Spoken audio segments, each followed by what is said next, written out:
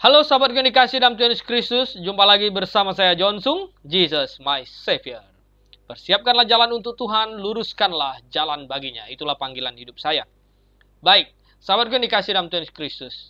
Terima kasih sudah menonton channel YouTube saya. Saya berharap kita semua hari demi hari makin mengerti firman Tuhan.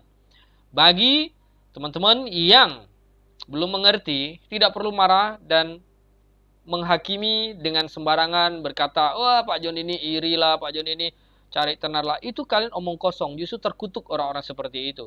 Kalian menghakimi sesuatu yang kalian tidak bisa menunjukkan di mana kesalahan saya sesuai dengan Alkitab. Hanya menghakimi omong kosong seperti itu. Ya. Saya membuat video dengan fakta yang terjadi, berikut disertakan dengan ayat firman Tuhan, penjelasan, agar Anda itu ikut firman Tuhan, bukan ikut para pendeta-pendeta penyesat yang penipu.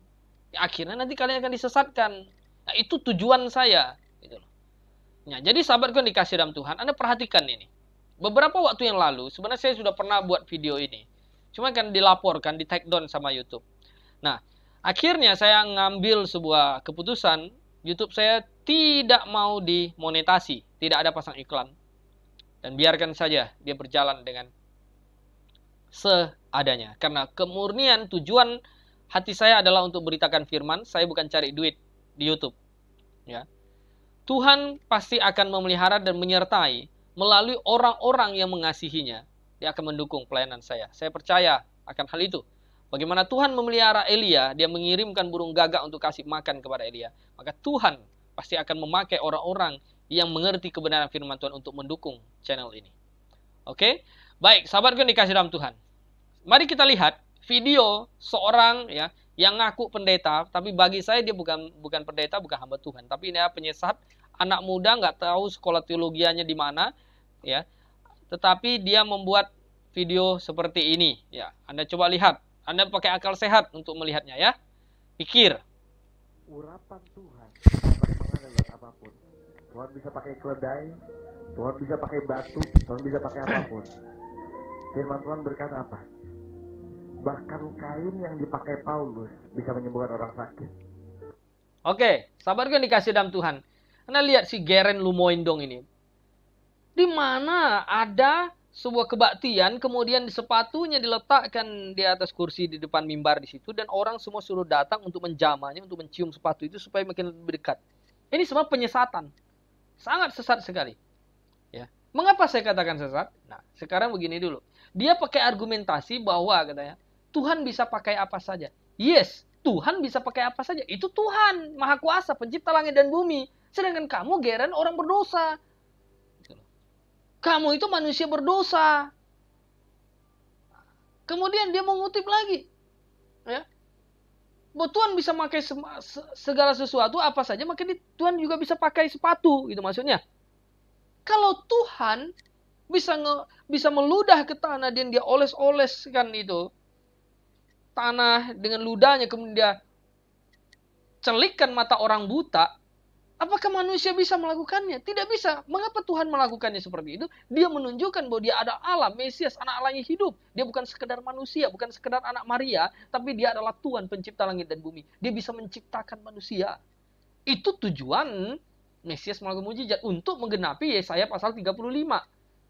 Di mana dikatakan, orang timpang berjalan, orang buta melihat, orang mati dibangkitkan. Makanya ketika Yohanes Pembaptis memerintahkan kepada muridnya, coba kamu tanya kepada dia, apakah dia yang akan datang atau kita harus menunggu yang lain?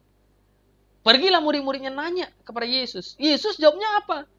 Katakan kepada Yohanes. Orang buta melihat, orang timpang berjalan, orang mati dibangkitkan. Oh, balik murid-muridnya kepada Yohanes. Dan Yohanes, oke, berarti dialah Mesias yang datang itu. Karena sudah dinubuatkan dalam perjanjian bahwa Mesias akan melakukan hal-hal ajaib, mujizat-mujizat, maka diceritakan, digenapi oleh Tuhan Yesus Kristus. Lalu si Geren bilang, oh sapu tangannya Paulus saja bisa ini.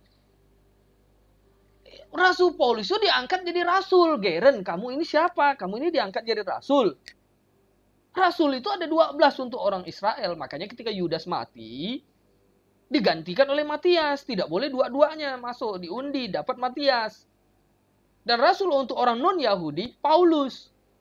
Diangkat jadi rasul. Makanya dalam 2 Korintus 12 ayat 12 berkata, segala sesuatu yang membuktikan bahwa aku ada seorang rasul telah dilakukan dengan segala tanda-tanda, mujizat-mujizat, kuasa-kuasa yang dahsyat.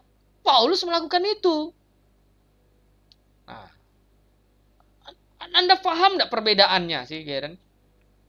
Bahwa kita ini manusia biasa dan Rasul Paulus itu rasul.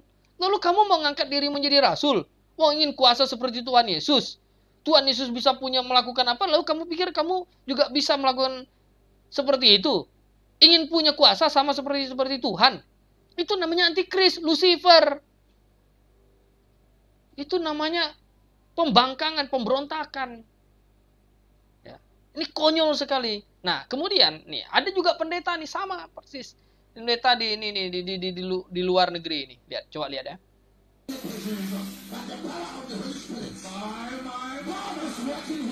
Tuhan Yesus bisa menyembuhkan katanya kan. Wah, menyembuhkan dengan cara apa tuh lihat? Perempuan tuh dicium, dikembuskan Roh Kudus.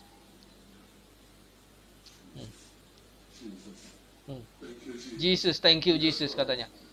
Betapa penyesatan. Dengan dalil apa nanti dia bilang? Dengan dalil bahwa Tuhan bisa pakai apa saja kok.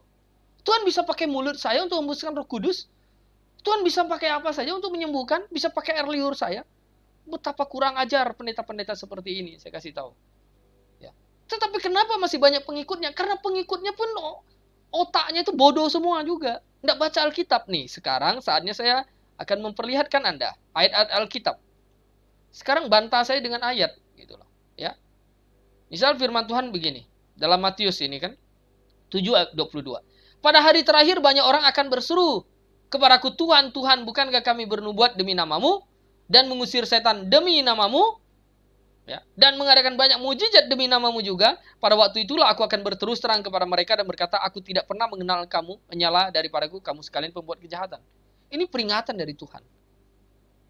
Ini ayat yang mengingatkan ya, bahwa pada akhir zaman, hari-hari terakhir muncul nabi palsu. Cari kepada saya, kasih tahu kepada saya di mana ayat Alkitab mengatakan bahwa di hari-hari terakhir justru anak-anak Tuhan itu melakukan mujizat.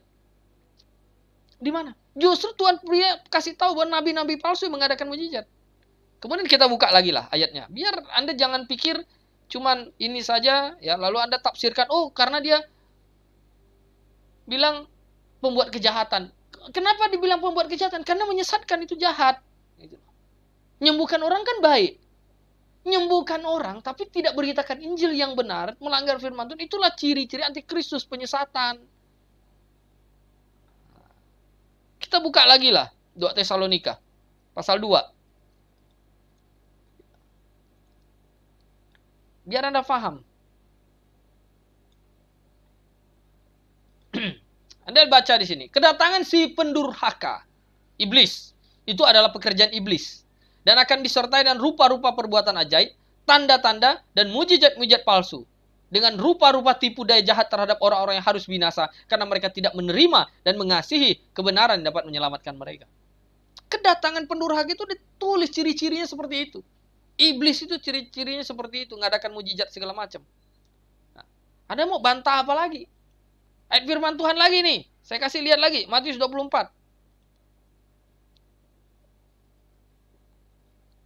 Matius 24. Ayat 24. Dari ayat 23 kita baca. Ya.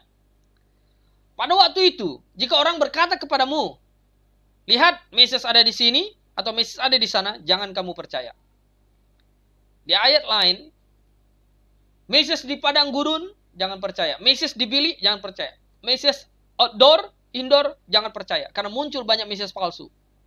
Sebab Mesias-Mesias palsu dan nabi-nabi palsu akan muncul dan mereka akan mengadakan tanda-tanda yang dahsyat dan mujizat-mujizat sehingga sekiranya mungkin mereka menyesatkan orang-orang pilihan. Lihat di sini.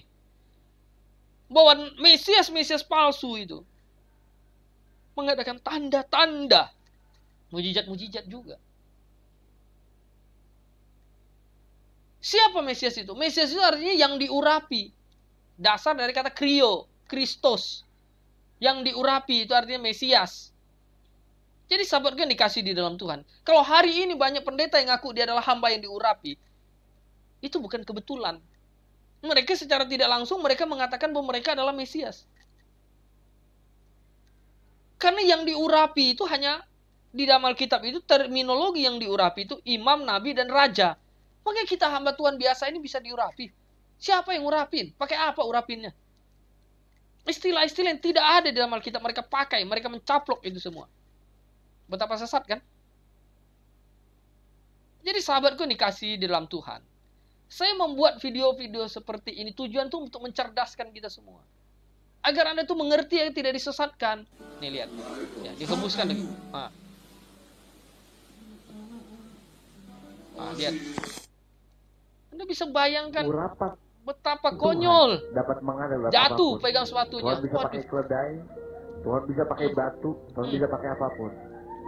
Firman Tuhan jadi dia mau menyamakan dirinya itu dengan Tuhan. Tuhan bisa pakai batu, Tuhan bisa pakai keledai, lalu Geren bisa pakai sepatu. Betapa ini jahat dan kurang ajarnya ini manusia. Ya. Saudara yang kasih di dalam Tuhan. Saya tidak ada masalah pribadi sama dia. Mungkin ini pribadinya dia baik apa saya tidak tahu. Tapi ajaran yang dia lakukan salah. Itu yang saya komentarin. Ya. Mungkin orangnya baik, ramah. Ya, banyak berbuat baik. Itu oke, itu urusan dia lah pribadinya. Tapi saya pun tidak ada rasa membenci, tidak ada rasa iri. Oh, tidak punya kuasa katanya ada yang komen. Ampun, saya justru dikasih kuasa begini saya tolak. Kenapa? Itu dari iblis. Ya. Oh, apakah Pak Jonsung pernah mengalami mujizat? Iya, banyak mujizat yang saya alami, tapi saya tidak mau show-showkan untuk kesombongan.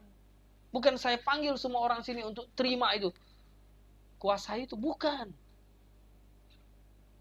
Kalau ada yang sakit, kita datang, kita injilin dia. Yang paling penting itu beritakan Injil supaya dia bertobat, percaya Yesus. Karena kalau dia disembuhkan pun, kalau dia tidak bertobat, dia masuk neraka. Tidak ada gunanya. Ya, intinya itu adalah Injil, dia diselamatkan. Gitu. Nah, jadi sahabatku yang dikasih dalam Tuhan. Silakanlah Anda pilih. Di akhir zaman ini, Anda mau mengikut Alkitab atau mengikut pendeta-pendeta palsu dan penipu-penipu itu. Saya Jonsung terpanggil untuk mempersiapkan jalan untuk Tuhan. Luruskan jalan baginya. Membongkar kesesatan. Ya. Jika Anda merasa setuju dengan saya, tertera nomor WhatsApp saya di situ. Anda boleh tanya. Anda boleh ada permasalahan pergumulan apapun, Anda boleh kasih tahu. Dan kita bisa bersama-sama diskusi untuk mencari solusinya. Tentu saya berdoa untuk kita semua. Agar hari demi hari, kebenaran firman Tuhan ini terus didengungkan. Agar Anda semakin mengerti. Roh Kudus bekerja dalam hatimu. Memberimu damai sejahtera. Dan ketika engkau mendengar channel YouTube saya ini, Anda melihat ini, saya yakin kalau Roh Kudus bekerja dalam hatimu, engkau tidak akan tenang. Engkau akan tinggalkan cara-cara yang seperti ini. Itu pasti. Bersama saya Jonsung, Jesus my Savior.